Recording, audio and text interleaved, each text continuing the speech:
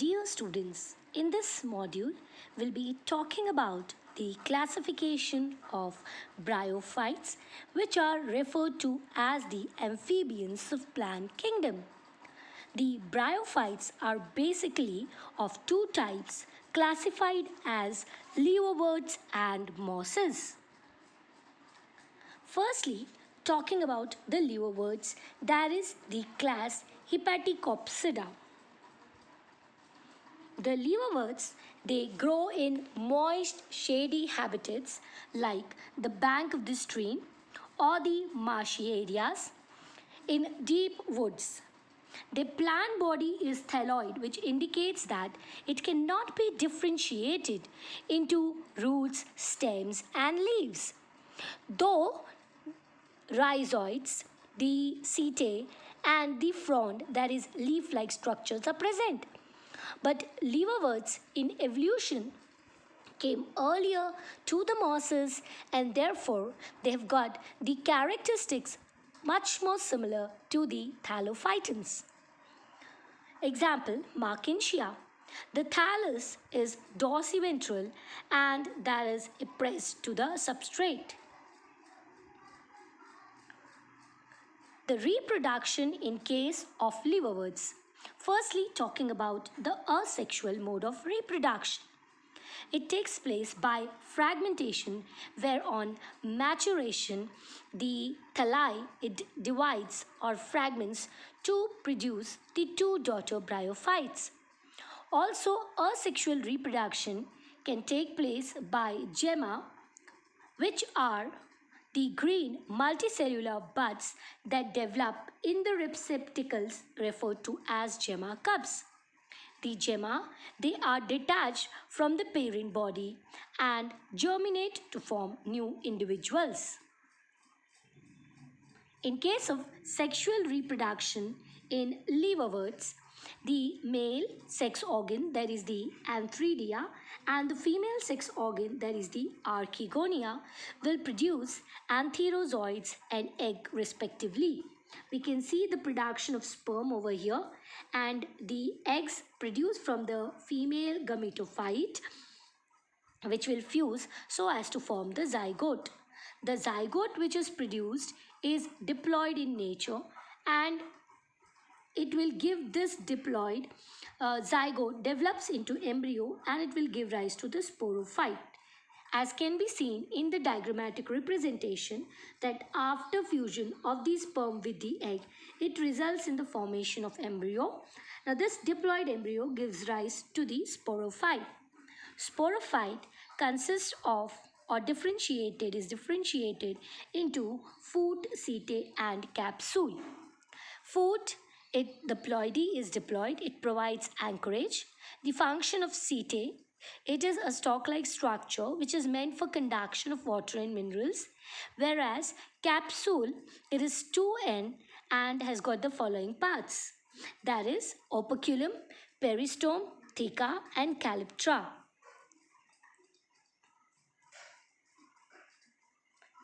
Talking about the mosses, the predominant stage of the life cycle of the mosses, that's the gametophyte, which is haploid in nature. It's green and photosynthetic in nature.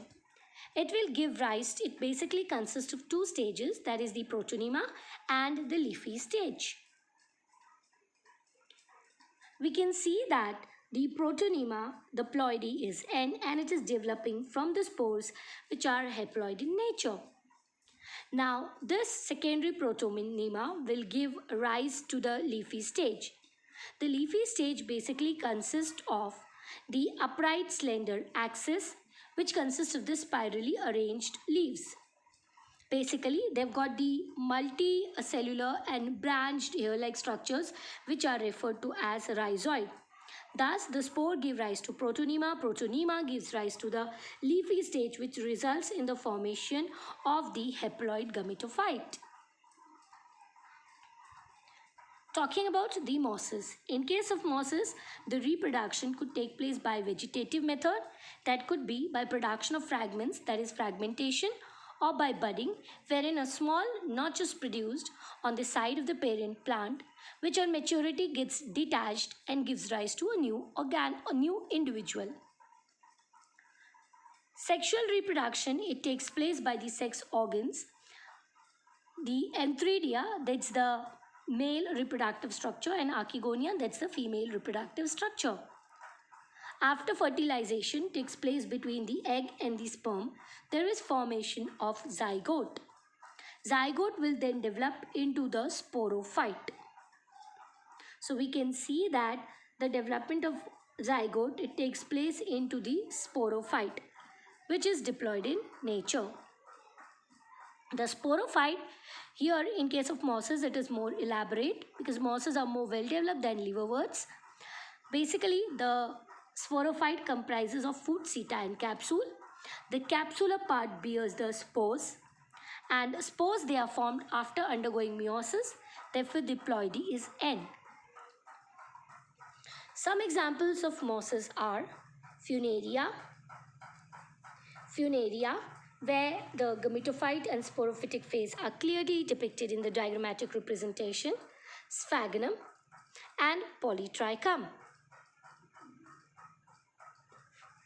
Now talking about the pteridophytes. Pteridophytes basically include the horsetail and the ferns. They are the first terrestrial plants to have vascular tissue. They are the first ones to bear the xylem and phloem, that is the conducting elements which help in the transportation of water and minerals, and phloem helps in the transportation of food from the leaves to the entire plant body. Xylem have trochees and phloem have sieve cells. But there are some exceptions to it, like the Selaginella, Marsilia, wherein they have vessels. In bryophytes, the dominant phase is the gametophyte, whereas when we talk about pteridophytes, the dominant phase is the sporophyte. It is differentiated into true root, stem, and leaves. The organs have well differentiated vascular tissue. The leaves in pteridophyte, they are referred to as microphylls, as in Selaginella, and macrophylls, as in case of ferns. The economic importance of pteridophytes, some pteridophytes which are important from the medicinal point of view, like bracken fern, ostrich fern, rattlesnake fern, and some which are used as ornamental are asparagus, Dryopteris, and Actinopetris. Talking about the reproduction in case of pteridophytes. The sporophyte, it bears the sporangia that are subtended by a leaf-like structure which are referred to as the sporophylls.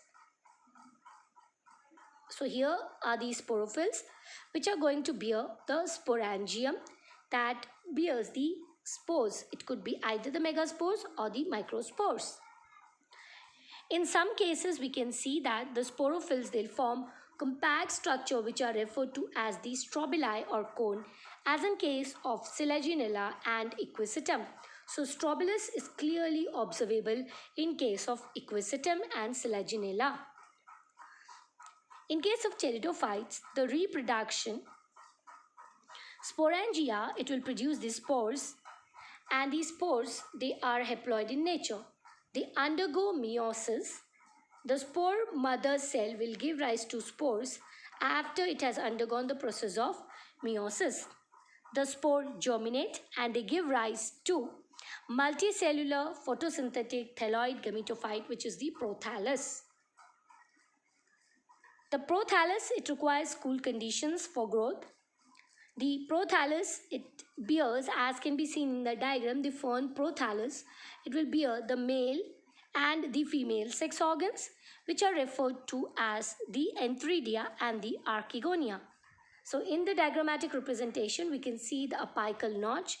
There is the presence of archegonia, that's the female reproductive part, and the antheridium, which will produce the antherozoids, the rhizoids that help in attachment to the substratum. In case of pteridophytes, though they are the first vascular land plants, water is needed for the transfer of enterozoites, that is the male gamete, to the archegonium, to the mouth of the archegonium. So this is the archegonium where there is the presence of the egg, and the sperm, they need to land onto the archegonium where the enterozoid will fuse with the egg in the archegonium to produce the zygote. The zygote which is produced, that is diploid in nature, and it develops to a multicellular differentiated sporophyte. So the zygote then develops into the sporophyte. Most of the pteridophytes, they'll produce similar type of spores. Then that condition is referred to as homosporous condition, and the plants are referred to as homosporous plant. And the others, they produce two different kind of spores like macro and microspores. Then they are referred to as heterosporous in nature. Example, Selaginella and Salvinia. The diagrammatic representation of Selaginella and Salvinia is depicted over here, where they show the formation of the megaspore and the microspore, which are smaller in size. The megaspores and the microspores, they give rise to female gametophyte and the male gametophyte. The female gametophyte, they are present on the parent sporophyte, and within the female gametophyte, the zygote develops into embryo. This event is a precursor to the seed habit. It is considered an important step in the process of evolution.